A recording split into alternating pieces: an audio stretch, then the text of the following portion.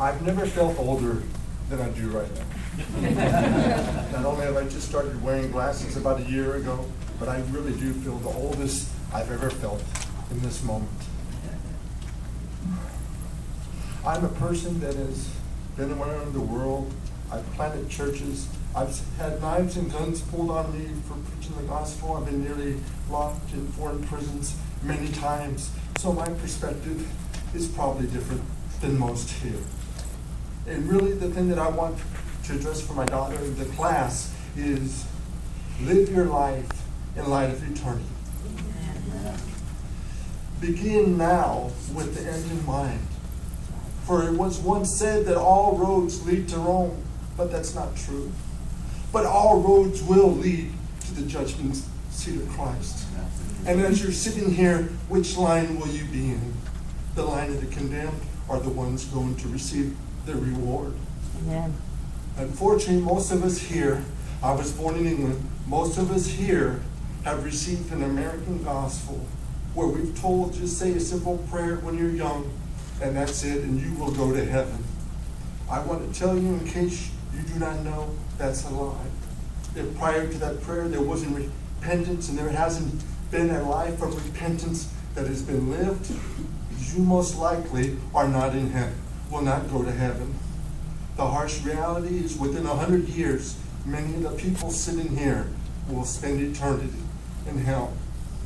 I've seen miracles, signs, and wonders, birth defects, healed, planted churches, but the biggest miracle that I've seen is that God can take an unholy man or woman, pluck them out of an unholy world, make them holy, and keep them holy for the duration of their life. As I sit here before you, I want to tell you, often has been the time I've gone to prisons and other places, and I've talked to pastors' sons, people that grew up in churches, and their lives were ruined. I've had it happen more often than I can count. So I want you to know that normally in life, if you go to seminary, a Christian college, a regular college, by the time a child hits the sophomore year, that's the magic year when they either decide to fully follow Christ or their life goes another direction. So this is very sobering because some of you will be at that place not too long from now. What decision will you make? And as I was sitting here to think about this, I remember I looked at a tombstone of a dear friend of mine this morning, and on his tombstone there's an inscription that says, are the things you are living for, are they worth Christ dying for?